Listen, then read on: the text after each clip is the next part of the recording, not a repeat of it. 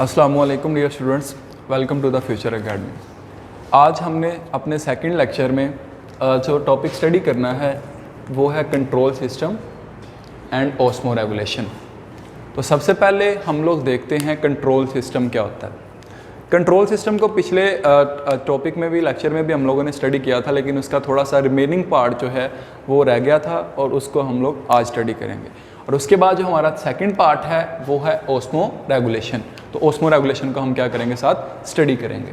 तो सबसे पहले देखते हैं कंट्रोल सिस्टम क्या चीज़ है।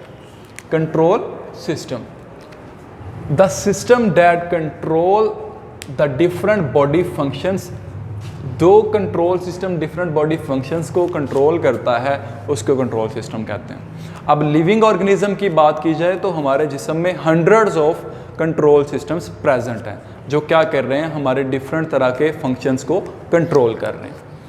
अब जो है अगर बात की जाए नेचर ऑफ कंट्रोल सिस्टम की, कि कंट्रोल सिस्टम कैसा हो सकता है, तो कंट्रोल सिस्टम स्टूडेंट्स दो तरह का हो सकता है।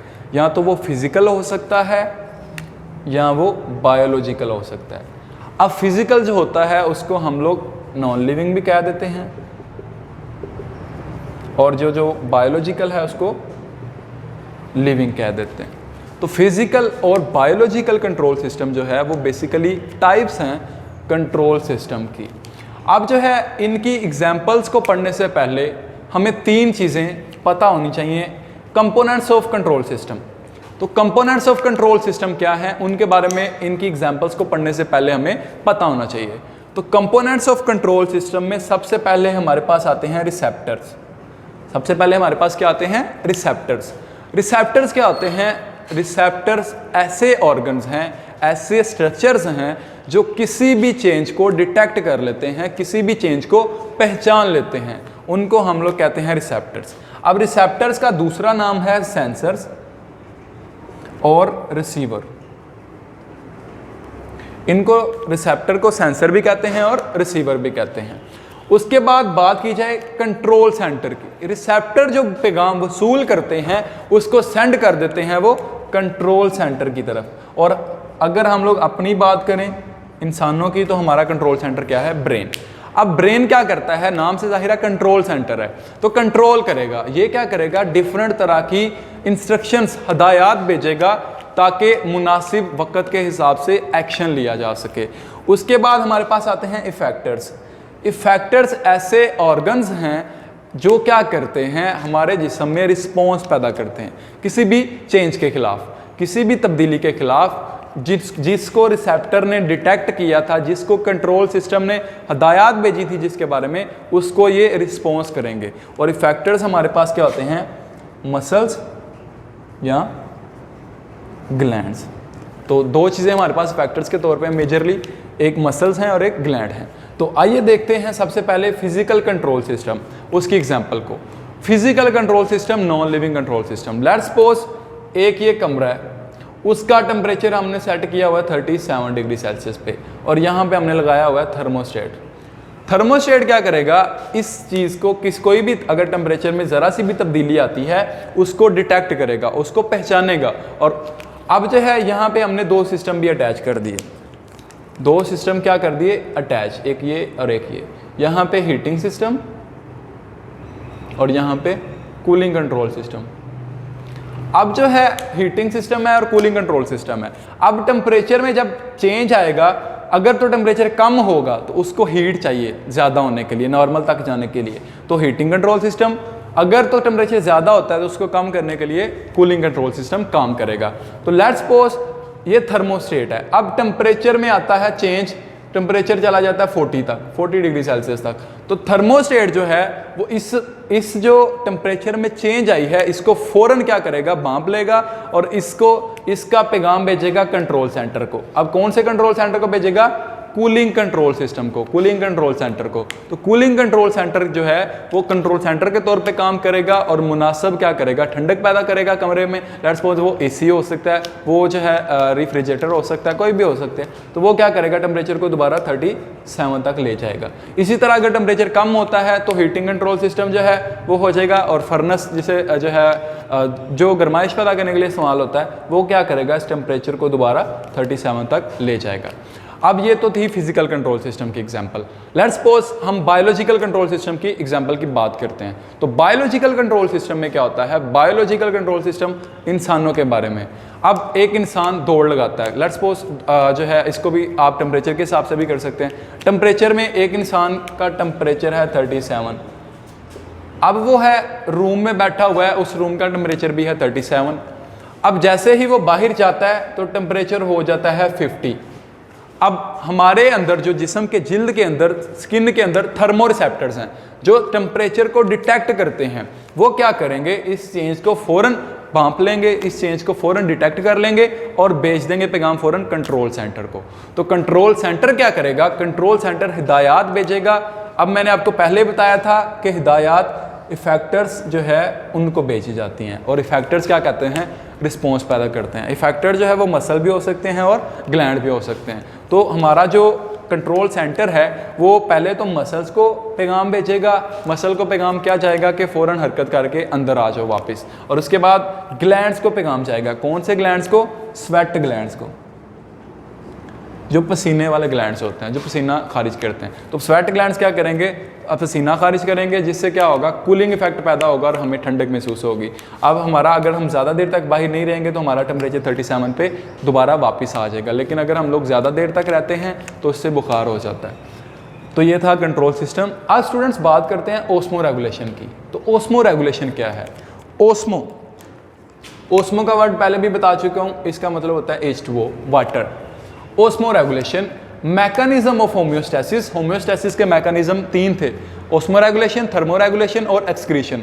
तो होम्योस्टेसिस का वो मैकेनिज्म जिसमें हम लोग किसी भी ऑर्गेनिज्म के 2 चीज़ों को, वाटर एंड साल्ट, उसको मेंटेन रखते हैं, उसको मेंटेन रखने की कोशिश की जाती है, उसको कहते हैं ओस्मो रेगुलेशन। वो क्या है? Osmo regulation. अब ओस्मो रेगुलेशन को स्टडी करने से पहले जो है हमें ये पता होना चाहिए कि ओस्मोसिस क्या होती है। ओस्मोसिस, तो ओस्मोसिस के लिए 3 चीज़ें बहुत इंपॉर्टेंट हैं, उनको आपने जब भी स्टडी करना है ओस्मो रेगुलेशन को, ये हमारे नेक्स्ट लेक्चर में बहुत इंपॉर्टेंट होगा, तो इसको आपने याद रखना है। ओस्मो रेगुलेशन में सबसे पहले आपने याद रखना है वाटर। एक चीज़ है वाटर, दूसरी चीज़ है हमारे पास सल्यूट। अब वाटर और सल्यूट जब मिक्स होते हैं आपस में तो एक बन जाता है सोल्यूशन। तो 3 चीज़ें हमारे पास क्या हैं? वाटर, सल्यूट और सोल्यूशन। तीनों एतबार से हम लोगों ने ओस्मोसिस को देखना है। तो ओस्मोसिस क्या है? It is the movement of water from higher water concentration to lower water concentration. वहाँ पे जहाँ पे वाटर की कंसंट्रेशन ज़्यादा होगी वहाँ से मूवमेंट होती है कम की तरफ। लेट्स सपोज इस कमरे में अगर वाटर की कंसंट्रेशन ज़्यादा है, बाहर कम है, तो पानी अगर ज़्यादा से कम की तरफ मूव करता है तो हम उसको कहेंगे ओस्मोसिस। उसके बाद बात की जाएगी फ्रॉम साल्ट, सल्यूट की बात की जाए या साल्ट की। फ्रॉम सल्यूट बेसिकली होता है जो चीज़ कम मिकदार में हो, तो कम मिकदार में साल्ट ही होता है, क्योंकि वाटर हमेशा जो है वो सॉल्वेंट के तौर पे काम करता है। तो from lower solute concentration to higher solute concentration. अगर सल्यूट कंसंट्रेशन जहाँ पे कम है तो वहाँ पे ऑटोमेटिकली वाटर की कंसंट्रेशन क्या हो जाएगी? हायर। अगर वाटर की कंसंट्रेशन लोअर है तो सल्यूट की कंसंट्रेशन क्या हो जाएगी? हायर। दोनों एक दूसरे के रेसिप्रोकल हैं, उलट हैं। अगर एक चीज़ की कंसंट्रेशन ज़्यादा है तो दूसरी चीज़ की कंसंट्रेशन क्या है? कम। लेट्स सपोज ये है एक सेल, यहाँ पे ये है वाटर, यहाँ पे है साल्ट। यहाँ पे वाटर की कंसंट्रेशन अगर ज़्यादा है, यहाँ पे फिर क्या होगा? साल्ट की कंसंट्रेशन कम हो जाएगी।